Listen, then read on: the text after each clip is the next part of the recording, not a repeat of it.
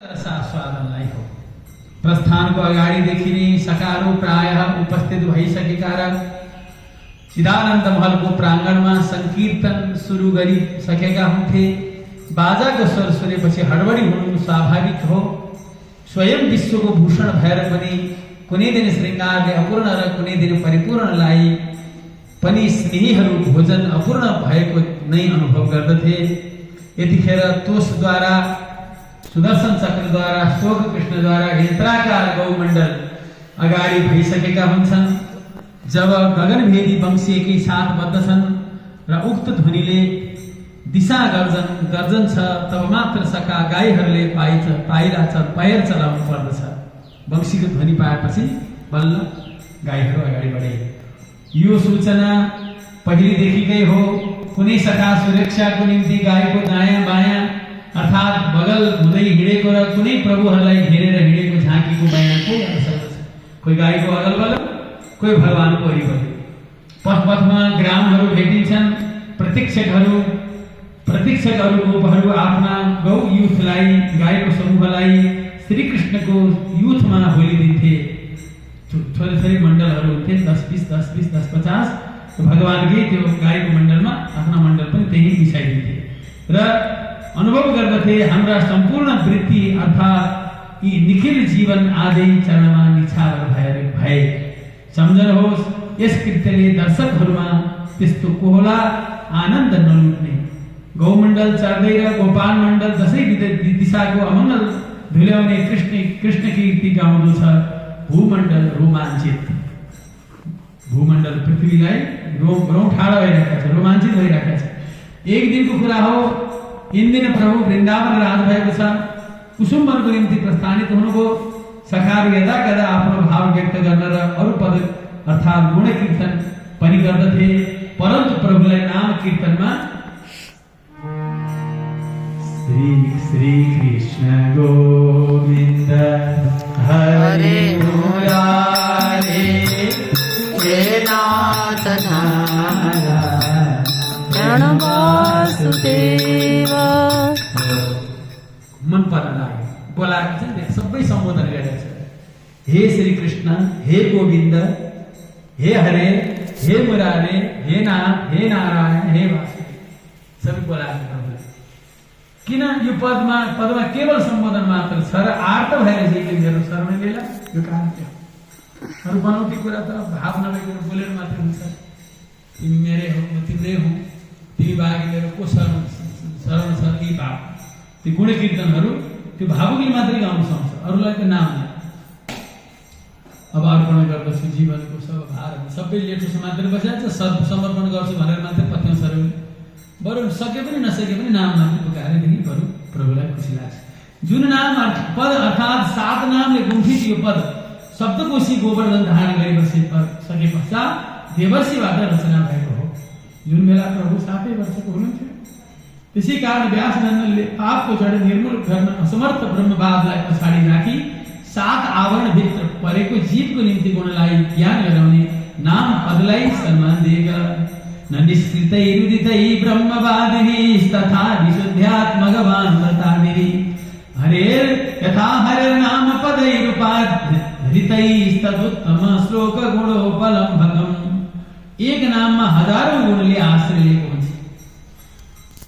दामोदर भन्दाखेरि कति लीला हो भगवानको। दामोदर लीला, केशव, मुरारी, राम। अब कृष्णमा चाहिँ भरका अवतारदेखि लिएर मत्स्य वराह अवतारदेखि लिएर भगवान कृष्णको रामको अवतारसम्मका पनि जति लीलाहरू छन् त्यो एउटै कृष्ण नाममा परिपूर्ण छ।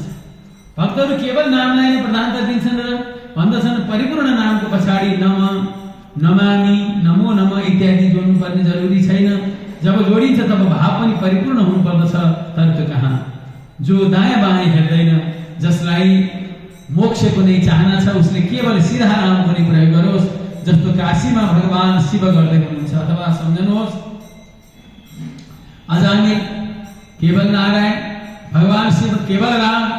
यही तत्व बुझेर हो देवर्षिले व्यासलाई बोध गराउनु परेको। अर्थात् हरिनाम सृष्टि गराउँदै पापको संहार गर्नुपर्दछ। यस प्रकार सम्झाउनु परेको। प्रभुले उपरोक्त नामलाई रुचाउँदै ब्रजमा जो प्रचार गर्नुभयो त्यो देवर्षिलाई सम्मान दिएको हो, जो अद्यापि ब्रजमा प्राचीन ग्राममा पाइनेछ।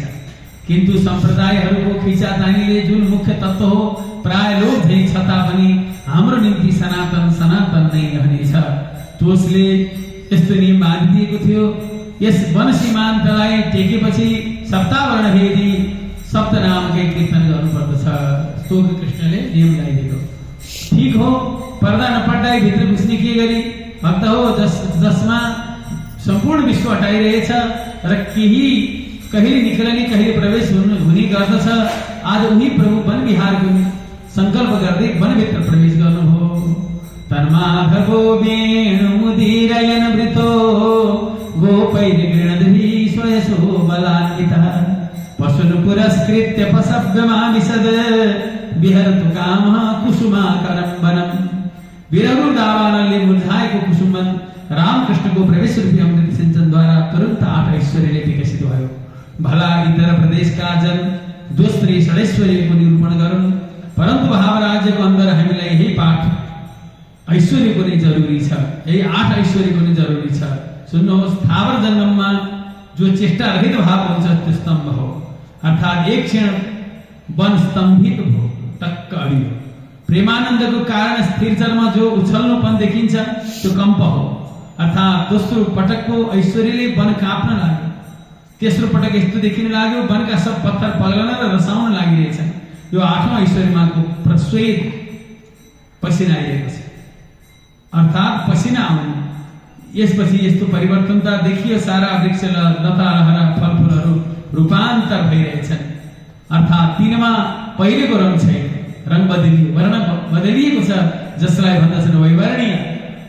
अनि सहसा सखाहरूले देखे वृक्षका फल एवं कुसुमहरूबाट मधु चुहिरहेको छ, रस बगिरहेको छ, चुहिरहेको छ, अर्थात् ती हृदय अश्रुधारा चुहिरहेछन्। यतिकैमा विचित्र आवाज सुनिन लाग्यो, अर्थात् पक्षीहरू भाव व्यक्त गर्न लागिरहेछन्। यसलाई सम्झनु पर्दछ, प्रेमीहरू जो स्वरभङ्गको झलक, प्रेमीहरूमा जो स्वरभङ्गको झलक पाइन्छ त्यो यही हो, जो 8 ऐश्वर्य मध्येको 6औं हो। हेर्दै थिए लतालहराहरू एकाएक नवाङ्कुर उत्पत्ति भयो, लतालहराहरूमा एकाएक नवाङ्कुरको उत्पत्ति भयो। यसलाई भावज्ञाता सुबलले अनुमान गरे, हामीहरूमा उदय भइरहनु पर्ने 7औं ऐश्वर्य जो हो त्यो यही हो, अर्थात् रोमाञ्च। भाव सखाहरू गम्भीर तबले विचार गर्दै आनन्दातिशयको कारण एकाएक लतालहराहरू आधारगत वृक्षबाट अलग भई भूमिमा प्रपात हुन लागे। यो हो प्रलय, अर्थात् मूर्छा, जसमा नै पहिलेका 7 ऐश्वर्यले आश्रय पाउँछन्। भक्त हो, कुसुमवनको अधिकार प्रभुले प्रिय सखा कुसुमाकीडलाई बक्सेको छ। दर्शन गरेपछि हजुरको नाम कुसुमाकीड, जसको जन्म नीम गाउँमा भएको हो। यी नायिका मीनावलीका भाइ हुन्। ब्रजको अन्दर चौसर खेल हुन्थ्यो, केवल कुसुमवनभित्र पासा खेल बसिन्थ्यो प्रभु। सखाहरू चौसर खेल मात्र होइन, यहाँको चिन्मय कुनै पनि खेल हेर्न पाउँदैन। कुसुमाकीडको सङ्केतबाट नारद वनभित्र गाई होली दिएर प्रवेश गराएर नारद वनमा अरूहरू पहिलो फाटकमै खडा भइरहनु पर्दथ्यो। मीनावली यसरी गोठी चाल्दथिन्, मानव जीवावलीलाई माया फुललाई परेथे, गोठी चला।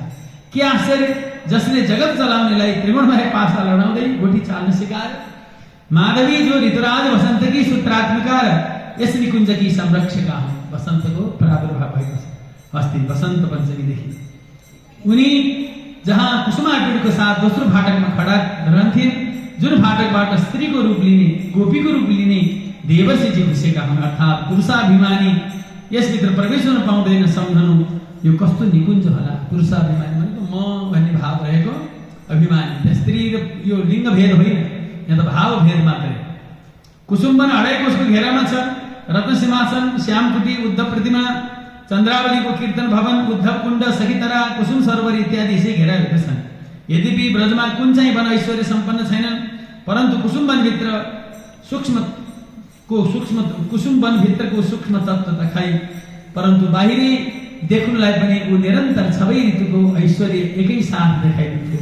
सखा सहितका त्रिलोकीनाथका निम्ति हार एवं बाजुबन्द आदि आभूषण जो सुर्तीहरू माधुरी कुण्डली जान्थे, त्यसै वनका कुसुमहरूबाट तयार गरिएको हो। मालाहरू आभूषणहरू बनाउनुहुन्थ्यो सखीहरू। यही कुसुमको अब हजुरले पनि माला चढाइबक्स्यो। अब आफ्नो घरमा पनि यसो माला उनेर एउटा गुच्छा मात्रै भने भगवान्लाई दैनिक एउटा माला फुल एउटा फुल मात्रै भने चढाइबक्स्योस् कुसुम वन प्रसाद।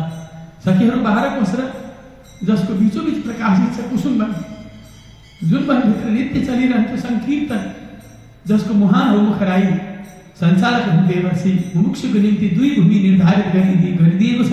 साधनको बेला कुनै होस् शुद्ध वातावरणभित्रको एक आश्रम, जसको प्रतीक हो बद्रिका आश्रम साधन भूमि।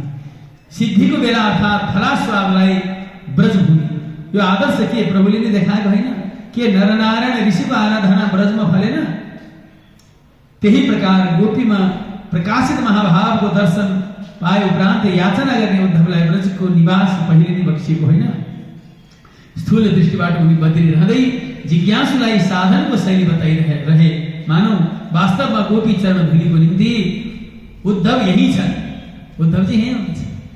गोवर्धनी गिरि निकटे सखी स्थले तद्रज काम। सखीहरूको चरण धुलीको कामना लिएर तत्र तत्र त्याङ्कुरवल्ली रूपेणास्ते स उद्धवो नूनम्। लता लहराको रूपमा उद्धवजी महाराज कुसुम वनमा विराजमान हुनुहुन्छ। अहिले हाम्रो पण्डितजी भन्दै रामले उद्धवको रूपमा मानिबक्सेको छ। उहाँको कृपा प्राप्त प्रसाद प्राप्त गरेको बाबु हजुरहरू। लीला सम्पन्न भए पश्चातको कुरा हो। एकपटक आश्चर्य हुँदै सोध्ने विराटको कृष्ण पत्नीलाई जमुनाजीले भन्नुभएको छ, तपाईहरू जो वियोगद्वारा व्याकुल हुनुहुन्छ त्यो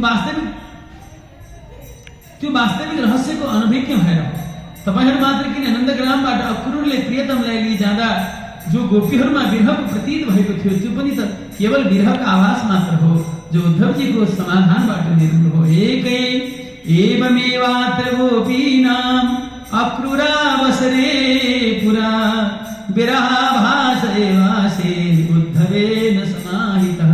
अत तपाईहरू जानुहोस्, महाभाग उद्धवको तलास गर्नुहोस्, भेट्टाउन सक्नुभयो। नित्य विहार कृष्ण हुनेछ। इन्द्र कृष्ण पत्नीहरू मात्र होइन, जति द्वारकीय व्यक्ति ल्याइएका थिए तिनमा प्रायः मथुरामै र बाँकी शेरगढ एवं अडिनमा राखिएका थिए।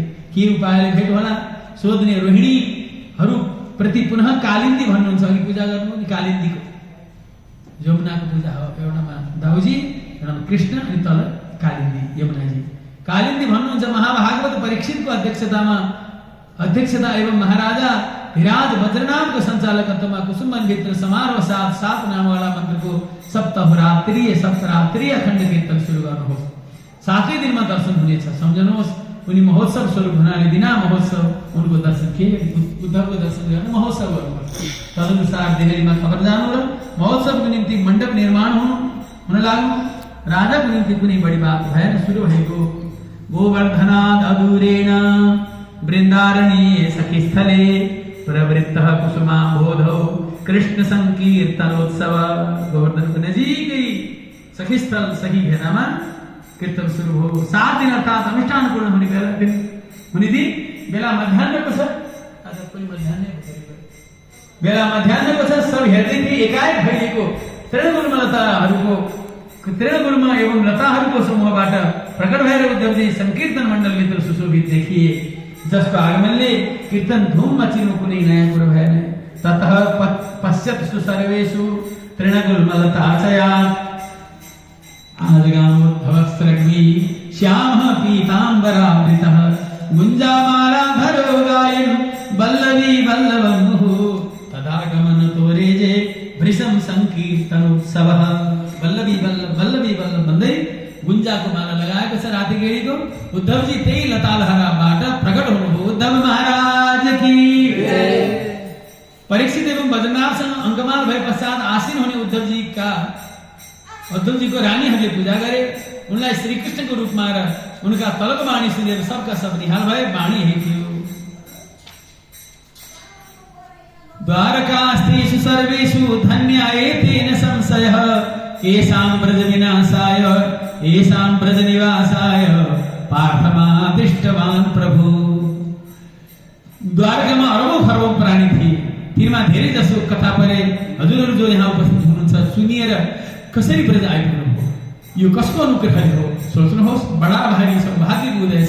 म पनि यही छु। यो कहाँ यो ब्रज श्रीकृष्णको मनोरूपी चन्द्रमा राधा बदन रूप कांति रूप चाँदनीले निरन्तर प्रकाशित छ।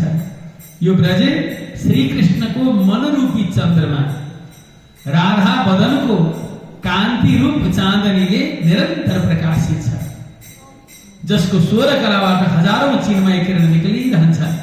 त्यो नित्य परिपूर्ण कृष्ण यस भूमिमा नित्य विद्यमान भइबक्सनाले यस भूमिमा एवं उहाँको स्वरूपमा केही अन्तर छैन। ब्रज भूमिमा र भगवानको स्वरूपमा जो यो मान्दैन त्यो सदाको लागि वियोगी नै छ। श्री कृष्णस्य मनश्चन्द्रो राधास्य प्रभयान्वितः तद्विहार वनं गोभिर्मण्डयन रोचते सदा। कृष्णचन्द्रः सदा पूर्णस्तस्य षोडशयाकलः चित्सहस्रतः प्रभाभिन्ना अत्रास्ते तत्स्वरूपता। भक्त हो कहाँसम्म लेखौं, तपाईहरुको समय धेरै बित्यो, तर थोरै निवेदन गर्दछु, दम लिनुहोस्। फूल चुन्दैछु, एकत्रित भइसकुन् अनि ती चित्र विचित्र कुसुम मेरा अञ्जलीमा भरिपूर्ण हुनेछन्। त्यो पुष्पाञ्जलीमा कुसुमाग्रीको चरणमा अर्पण गर्नेछु अनि विश्रामले आज्ञा गोपाला गोपाला देवकी नन्दन गोपाला गोपाला गोपाला देवकी नन्दन गोपाला गोपाला गोपाला देवकी नन्दन गोपाला